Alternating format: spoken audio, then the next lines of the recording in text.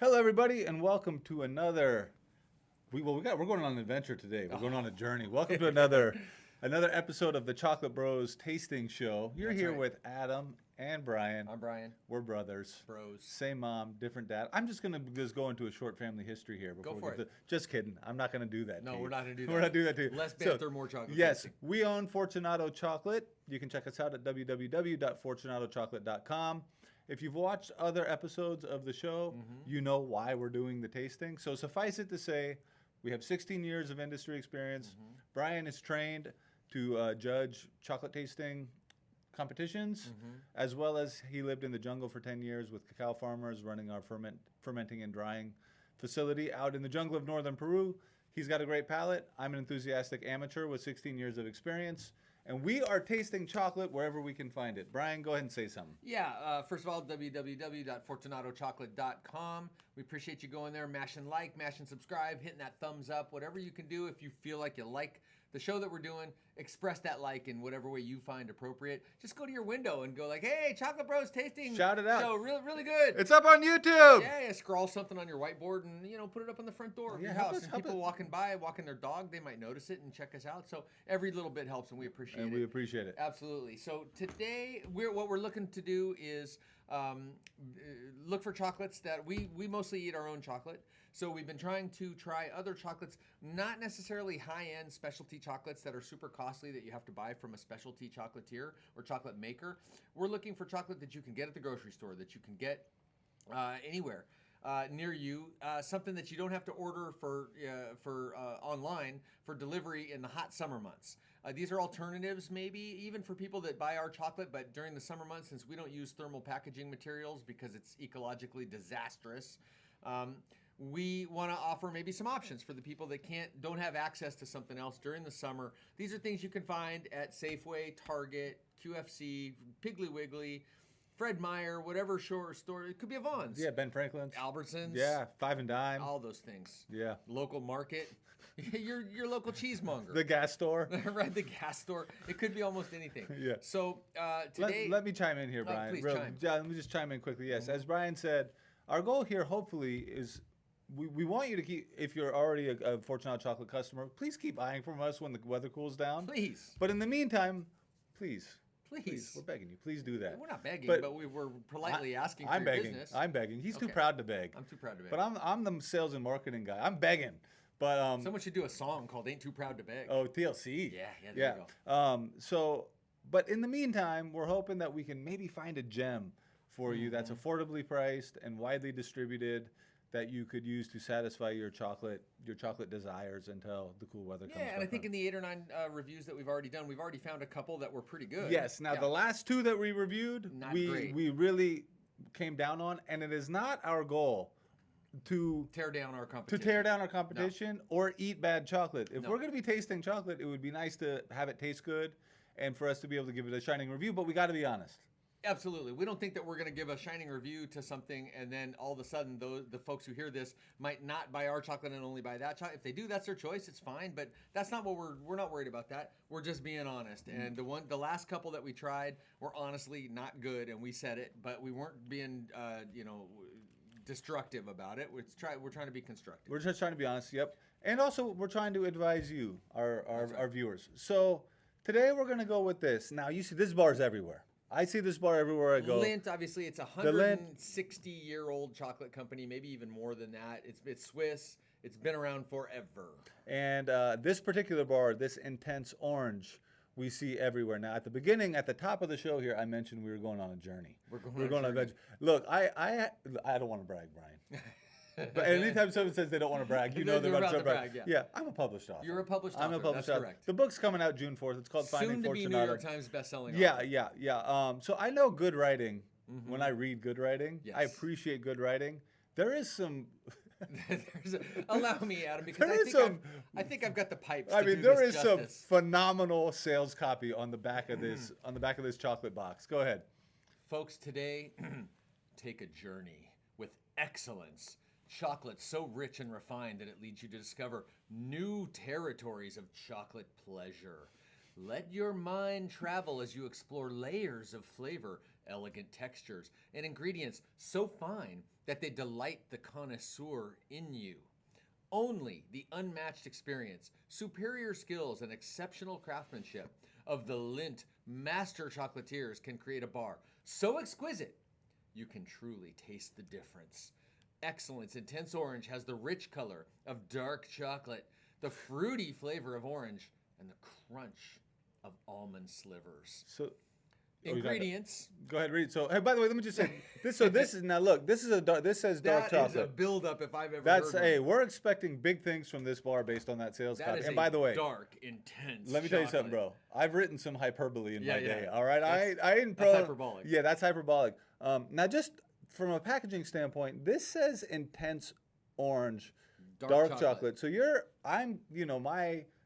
Yeah. my first thought is that this is going to be some kind of like very That's right, dark but chocolate. it does not But call out a percentage. no, but there's no cacao percentage listed. And then when you look at the ingredients, there's something sort of unconventional back here. First ingredient, sugar. Sugar. So you wouldn't usually expect that. You'd expect it to be cocoa liquor Sugar, or cacao. chocolate, almonds, orange, and then various sort of industrial additives. And then milk fat. Yeah. So it's a dark chocolate that's now here, not vegan. actually, they do call out the cocoa solids is 47%. 47. So this is a 47% dark it may chocolate. be a European thing that by listing sugar first, it doesn't imply that there's more sugar than anything else. Maybe. Because there can't be more than 47% sugar, not with all the rest of that stuff in there. I don't Okay, think but so. anyway, but it says it's a 47% dark chocolate, which is not a very dark chocolate. Right. But because they have the word, even though it's intense orange. Well, it says 47% cacao solids. Solids. So when you count the cocoa butter, it may be as much as a 70% chocolate. But you don't usually see milk fat in a dark chocolate. No, That's no. uncommon. Well, in a couverture it would be, but there But also but it could be cocoa butter, but it's not. No, you're right. It's milk not frequent. Milk fat is typically not an Not in ingredient dark chocolate. No, Yeah, so true. this is a non-vegan dark chocolate. Correct. Made by Lindt. All right. All right, we're gonna get to our normal packaging. I already hate opening this thing. What's wrong with It's it? just hard to get the the little way it flap was. out. Oh, is it sealed on the Hard to inside get the or flap something? out. No, it's not. But and then our Yeah. standard. Although I do like this kind of box in general, but I do not like this it's foil got that wrapping. thin foil wrap that's very hard to reseal. So already they're kind of on my bad side with that. Oh no! And Just show what that looks. Oh, that broke on us. That's yeah, why. it just broke a because of little how bit, hard so- it was to open the packaging. Yeah, I think so. So it's just it's a thin one, and there's already two little pieces kind of Splintering broke off. off right there. You can see that the little slivers of almonds are kind of visible in there. It's a nice thin. Okay, so first we're gonna smell it. Already the cocoa butter is the melting point. Yeah. You Yeah, touch 'cause it and it immediately starts to There's melt. extra milk. There's extra fat added, so it's. No particular liquefied. orange in the aroma, I think. I pick up a little bit. Do you? I'm not. But unlike some of the other bars that we've tasted recently, at least I am getting cacao in this. I mean, I can smell the cacao. Orange apparent right when you put it in. And you got the texture of the peels.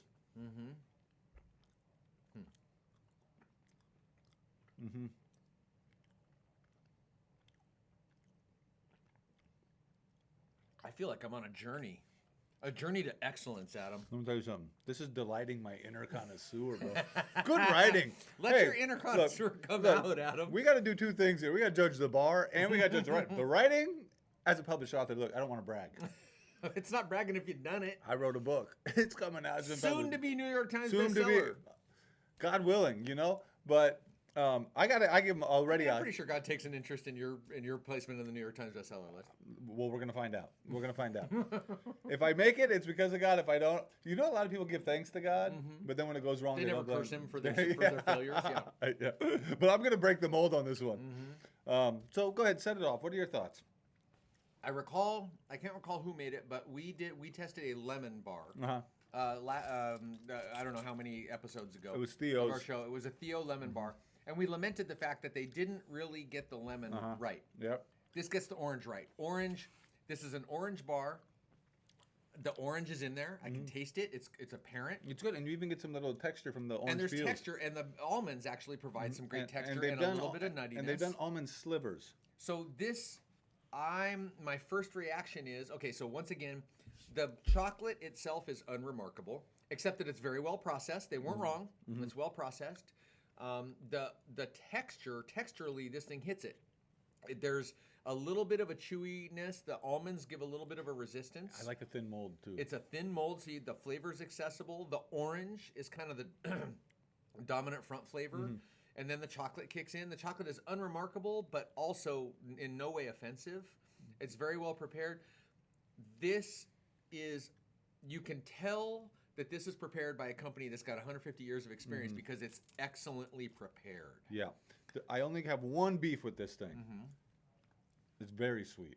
It's a little overly sweet It's for calling out that it's an intense dark well, chocolate. it says intense orange, and then it says dark chocolate. The orange is intense. There's a lot of orange flavor. But this has dairy, and it's a 47% dark chocolate. But you know, this is a mass market product. Most people want a little more sweetness than we probably do. That's fine, but just based on the fact that it's marketed as a dark chocolate, and it's got sort of a dark look to it. But and they by the way, invited us to Excellence Intense Orange has the rich color of dark chocolate. That's a strange sentence. It is the fruity flavor of orange and the crunch of almond slivers.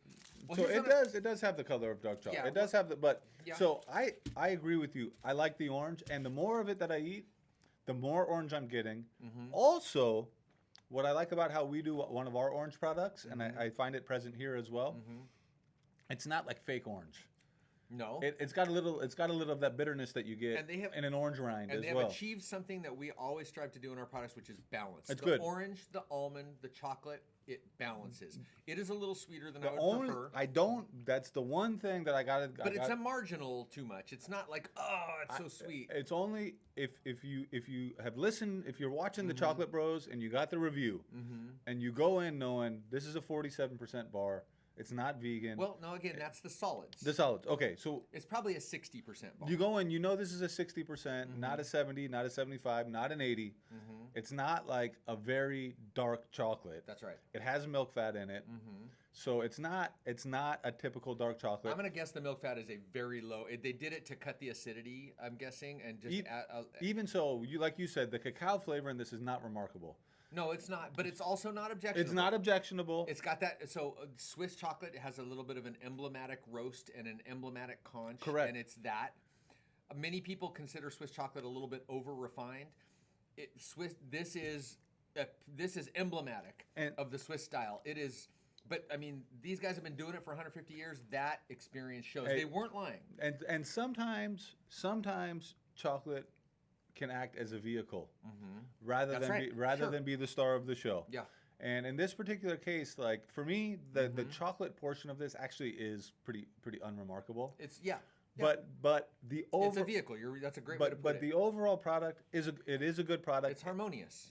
And what I really like, because a lot of times when you get orange and chocolate, it's like highly sweetened and turned into jelly.